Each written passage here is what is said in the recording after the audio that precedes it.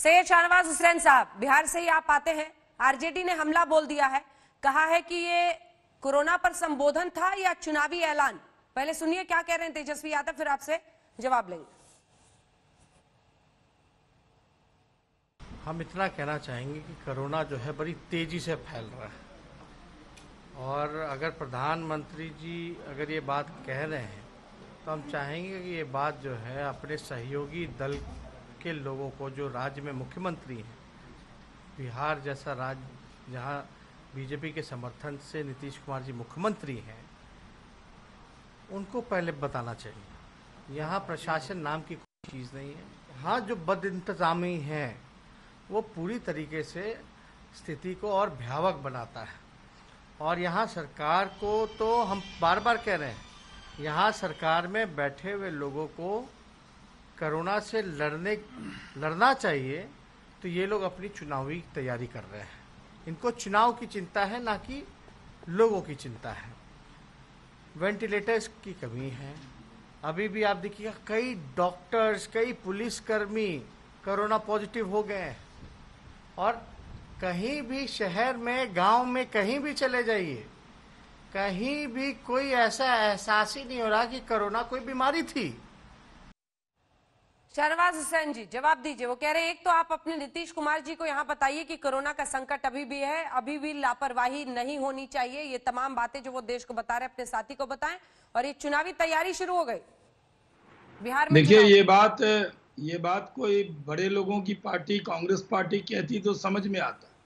ये राष्ट्रीय जनता दल जो अपने आप को गरीब पार्टी, गरीब रहला, गरीबों की पार्टी कहती है, जब गरीबों के लिए 80 करोड़ लोगों के लिए 5 महीने तक के लिए 90,000 करोड़ रुपया का अनाज उनको देने की बात हुई, इसका स्वागत नहीं करके कहना चाहिए कि राजनीति हो रही है। ये राजनीति नहीं है, ये सियासत नहीं है। ये गरीब का बेटा जो गरीब के घर में पैदा हुआ, गरीबी को जानता है, जिसने गरीबी को जिया है, उसके लिए ये सियासत नहीं, इबादत है। उन्होंने जो आज घोषणा की है, 80 करोड़ गरीबों का दिल जीत लिया है, उनके अंदर एक आस पैदा की है कि कोरोना से लड़ेंगे, लेकिन इस संकट की घड़ी में भी जो 3 महीने का पहले अनाउंस किया था, अगर उसको जोड़ देंगे तो करीब 1.25 लाख करोड़ रुपए का है। पहले तो हमने दे दिया है का, तो आज मुझे नहीं लगता कि राजीव त्यागी जी भी या अनुराग भदौरिया जी भी इसका कोई मुखालफत करेंगे।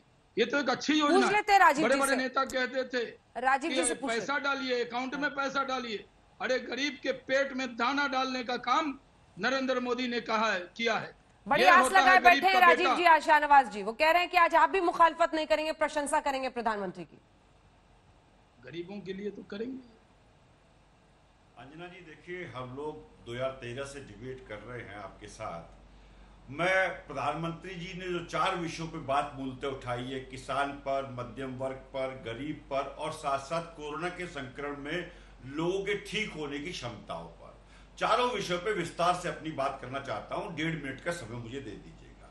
देखिए, पीडीएस सिस्टम 1947 में शुरू हुआ, मनरेगा योजना 2005 में शुरू हुई और आपका राइट टू फूड योजना जो है 2013 में शुरू हुई। तीनों ही समय में पंडित नेहरू 1947 में थे, 2005 में मनमोहन सिंह साहब थे और 2013 में मनमोहन सिंह साहब थे। तो ये तीनों योजनाएं कांग्रेस के टाइम पे शुरू हुई, तो लौट के कांग्रेस की योजनाओं पे आए मोदी जी। इसके लिए मोदी जी बधाई के पात्र है, पहली बात। दूसरी बात मैं कहना चाहता हूं, जो विफलताओं का स्मारक हुआ करता था, आज वो राहत का पैकेज बन गया। मनरेगा योजना से लेके पीडीएस योजना, जो लूट की योजना हुआ करती थी पीडीएस योजना, वो भूख मिटाने की योजना हो गई है। मोदी जी के शब्दों के अनुसार, मैं कुछ नहीं कह रहा, मोदी जी ने ये बातें कही हैं। याद करिए छत्तीसगढ़ में पीडीएस योजना में किस तरह से लूट हुई थी बकायदा। तीसरी बात मैं बहुत महत्वपूर्ण यह कहना चाहता हूं अपने भाई से, 80 करोड़ लोगों की भूख मिटाने की बात है। लोगों की भूख मिटनी चाहिए, इसमें कहीं कोई संशय नहीं है, बिल्कुल मिटनी चाहिए। लेकिन ये 80 करोड़ लोगों का प्रावधान 2013 में राइट टू फूड में कर दिया गया था। कृपया बार बार पैकेज को पढ़ करके प्रधानमंत्री महोदय ये साबित करना चाहते हैं, जो टीवी से करे प्यार वो टेलीकास्ट से क्यों करे इनकार। तो टेलीकास्ट से इनकार प्रधानमंत्री कभी कर नहीं सकते, क्योंकि उन्हें टीवी से बहुत मोह है। किसान के बारे में जो उन्होंने बात कही है, देखिए पीआईबी की है, ये कृपया मैं कहूंगा कैमरामैन से जूम कर दे। ये पीआईबी की विज्ञप्ति है 2020 फरवरी की, जिसमें बहुत स्पष्ट है कि 14.5 करोड़ किसानों में से 8 करोड़ किसानों को कुल लाभ मिला प्रधानमंत्री किसान सम्मान योजना का, उसका लाभ अब आप दे रहे हैं 7 करोड़ किसानों को। तो इसका मतलब बहुत स्पष्ट है कि प्रधानमंत्री जी पुरानी योजनाओं का बखान बार बार कर रहे हैं। जो किसान भाई छूट गए थे उनको इस योजना का लाभ अब मिलेगा जाकर के, जो पहले उनको मिलना चाहिए था। दूसरी बात बहुत स्पष्ट कहना चाहता हूं किसान के विषय में, डीजल के दाम में जिस तरह से बेतहाशा वृद्धि हो रही है उससे क्या किसान का खर्च नहीं बढ़ेगा, कॉस्ट ऑफ प्रोडक्शन नहीं बढ़ेगा।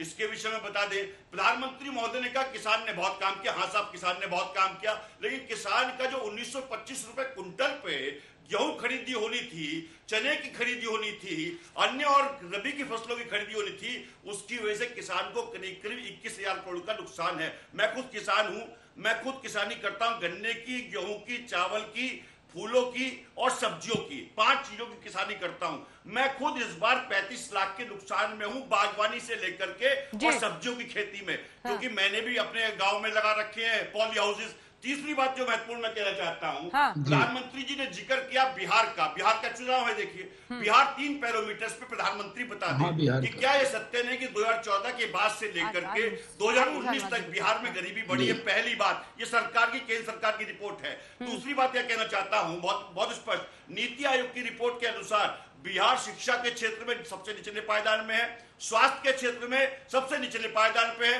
बेरोजगारी के मामले में बिहार नंबर 1 पे है, करीब करीब 42% बेरोजगारी दर है बिहार में। तो माय डियर फ्रेंड, कृपया माफ करो, झूठ और जुमलों को साफ करो।